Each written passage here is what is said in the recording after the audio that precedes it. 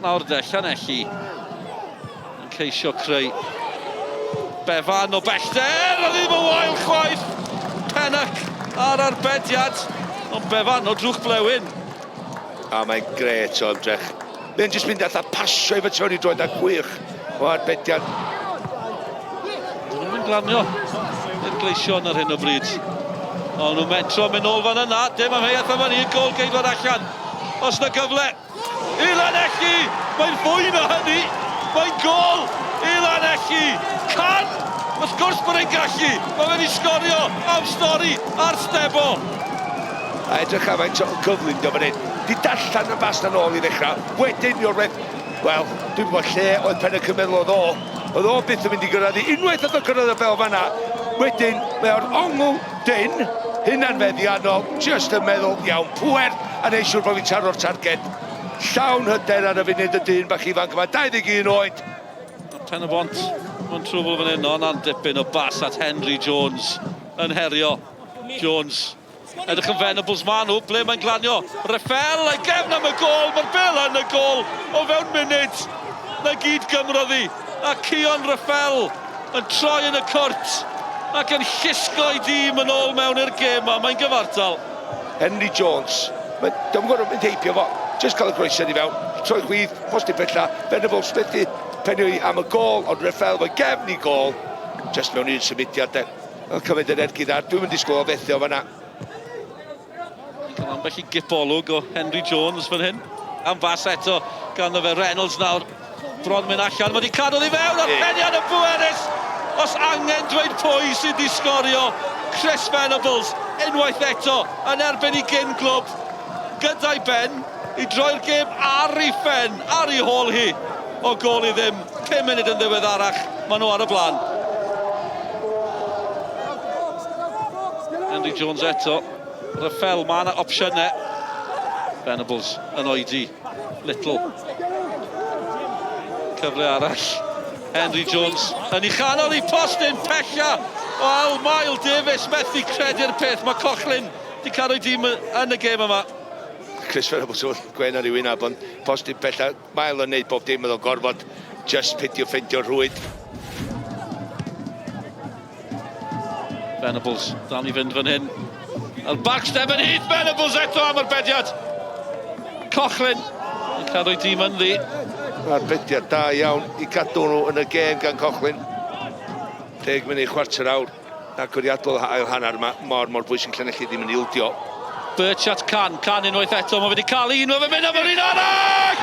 O, mae Danny Seren ar backstep yn hyth eno. Ethan Can i ni wylio cyn y gêm, bydd pawb yn ei wylio fe nawr. Mae'n ddwy ar un. Wel, wow, am gol. I'r gornel bella na. Un o goliau gorau nid i weld tymor hyn. Birch ar tafliad. A fe'n gallu taflu nhw. Dim problem. O ran.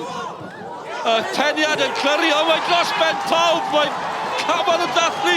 O'n i'n meddwl am eiliad bod yna gam sefyll. O'n i fynd. Beica sy'n dathlu ansicrwydd o ran yr amddiffyn. Ond dim ansicrwydd nawr. Am eiliad, am stori. Llanelli ar y blaen yn erbyn Penybont o uwch gyngrair Cymru. Mae yna ni sioc yng Cwpan Cymru. Mae nhw angen setlo nawr yn amddiffynol, a mae Penybont angen ymateb. Mael Davies at Raffel. Raffel, mae Venables yn y canol. Raffel, dal i fynd! Oedd hi'n agos, oedd hi mor agos, ond ddim digon agos. Arbediad. Ia, gwych arbediad. Mae'n gorfod cael ei lawdd oherwydd mae yn y gornel gan Raffel. Llanelli'n cael ei gorfodi yn ôl, drychwch ar y lle gan Raffel. Os yw hon yn gywir, mae yna broblemau. A mae'n gol! Postyn pella. A Harling sydd wedi taro. Y capten oedd yno. Oedd angen arwr. A'r capten yn taro i Penybont. Befan yn erbyn Pennac yng Cwpan Cymru. Cicio'r smotyn yn dechrau fan hyn. Arbediad gan Pennac, gyfantes i Penybont. Llanelli di methu, Venables. Yn methu Anhygol! Cochlin yn dathlu. O, man, oedd credu'r peth. Nawr, dedaeth ymlaen fel eilydd. Yw e'n gallu sgorio. O, rhywsut! Mae'n llithro o afel Pennock ac yn araf i mewn i'r gôl. Miles Davies nesa i Penybont. Davies. Fel na, chi'n cymryd cic o'r smotyn. Gornel ucha yr bwyd. Cronin i'r cochion. Dyma ni. Eto. Mae'r safon yn dechrau codi. Nawr y canol, clywed tu ôl i. Henry Jones yn methu i Penybont. Siomedig eto i ddweud y lleia. Nawr mae'r fantes gan Llanelli. O, mae Cochlin yn neud yn dda i ddarllan. Gos yw hon yn mynd mewn, mae Llanelli. Bron yno, beth mae di methu! Drama pyr fan hyn ar Barksteb yn Heath, yr eilydd di methu. Iorwerth, hyfryd gan Josh Iorwerth. Ac ar ôl 4 cic yr un, mae'n gwbl gyfartal. Gerard i Llanelli. Dim problem o gwbl, a mae yna bwysau ar Penybont nawr. Richards i'r gornel, a Cochlin yn mynd y ffordd cywir, ond oedd hi'n gic dda i fod yn deg. Un cam fydd hi, un cam. A gol gan Lyon. Mor syml â hynny. Nath e fwynhau hwnna, fi'n credu. Wel, oedd eich o'n hyderus. Os ydyn nhw'n methu hon, maen nhw allan. Rhyfel di methu! Penybont allan! Llanelli yn dathlu! Cochlin yw'r arwr! A'r cochion yn dathlu ar Barksteb yn Heath! Mae dan ni sioc yng Cwpan Cymru! I'm so proud. You get to the 90th minute and you're thinking, please hold on, please hold on. Unfortunately, we conceded and you're thinking, it's a lottery. We've still got a chance. And if we had lost tonight, I'm still so proud of that group of players.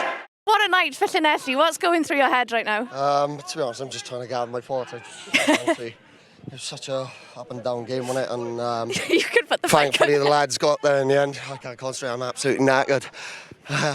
Scott, I don't blame you at all. We'll talk about the penalties in a minute, but I've got to say, Lee John, your manager, to say what a 90 minutes from you guys. You took Penybont all the way tonight. Yeah, we had a game plan, and the lads executed it really well. In all fairness, there was times we're going to have to dig in, and fair play to Carney, scored a great goal for the second, and Bakers for the third. But it was about grinding out, and we said, if we can get 70, 80 minutes in the game, that's what we wanted, and thankfully we got the win in the end. Rhys, I know it'll all feel pretty raw at the moment, but what are your initial thoughts after that game? Yeah, obviously credit to Llanelli. They've scored 3 goals and they've won the game. From our perspective, obviously we feel like we could have scored double, maybe even treble to what we scored in terms of the chances we had. But we're not defending well, and at the moment we're giving away cheap goals. Obviously, from their perspective, good finishes. The second one's a special finish from the lad, but I thought all 3 from our perspective were poorly defended, and we've just got to keep thinking of how we can get back to being difficult to beat, which is what we used to be. It's strange. Sometimes life sends things you're not expecting.